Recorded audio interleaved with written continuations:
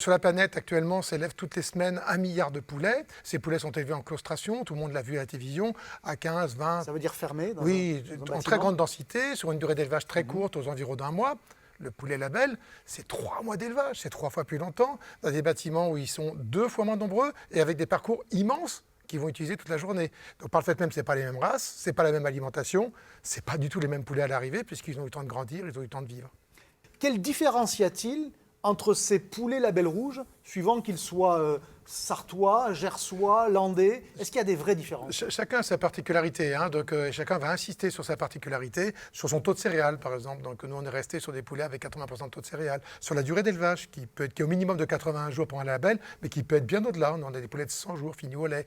Donc chacun va chercher une particularité qui va lui permettre de créer une différence. Et cette différence doit être visible. Et le poulet de Bresse? Le poulet de Bresse, c'est un animal assez extraordinaire, hein, très bien élevé, fini en épinette, donc avec des cahiers des charges. En épinette, ça veut dire? Épinette, fini, ça ne plairait peut-être pas à tout le monde d'ailleurs, fini dans une espèce de cage où il est fini au lait. Donc c'est très bien fait, c'est une très bonne production. Incontestablement, c'est une production à mettre en avant. Hein, qui se Donc trouve en dans gros, la c'est région. la Rolls-Royce de la volaille. Pour faire très court. Je pense que dans le domaine de la volaille, on ne fait pas mieux. Donc il faut dire clairement les choses, on ne fait pas mieux. Il peut y avoir de temps en temps d'un producteur à l'autre des écarts de qualité, puisque les producteurs sont assez livrés à eux-mêmes, mais la production est assez géniale. Quelle différence y a-t-il entre le label rouge et le bio sur un poulet? Alors en France, on a beaucoup de chance parce qu'on a réussi à tenir la réglementation pour que les poulets bio ne soient pas élevés comme ailleurs en Europe. En Europe, les poulets bio sont souvent élevés à 56 jours, 70 jours, donc à des âges trop faibles par rapport au label, parce que le label, c'est 80 jours minimum.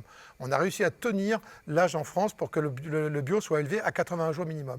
La seule différence, finalement, c'est l'alimentation qui est d'origine biologique, donc sur le poulet bio, alors qu'elle est conventionnelle sur le poulet label. Ce que vous nous dites, pour résumer, que tout le monde suive, un poulet bio est automatiquement label rouge, même s'il n'emporte pas le logo. C'est Pas tout à fait, puisque la démonstration du goût supérieur n'est pas faite et le niveau de céréales, par exemple, est plus faible sur les poulets bio. Donc il y a un peu moins de céréales, donc on n'aura peut-être pas tout à fait le même goût. Mais, bon, donc il faut essayer les deux. La durée d'élevage étant à peu près la même, c'est pas loin.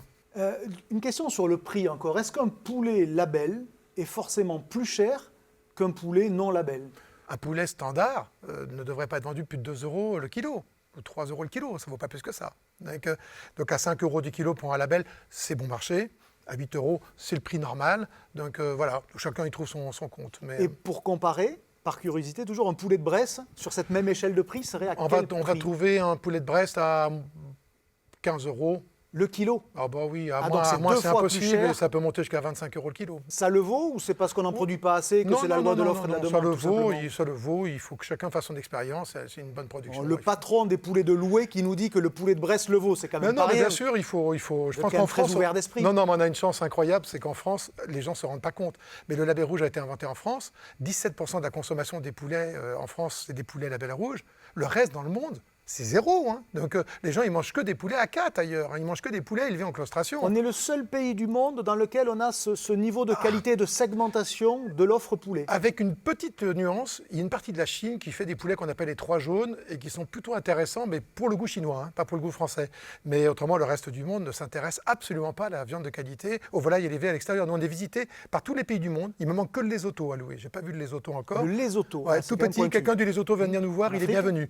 Qui me manque que ça dans mon livre d'or. Et en fait, tous les pays du monde viennent voir cet élevage et ne comprennent pas comment on peut donner autant de temps et autant d'espace à des poulets pour les élever.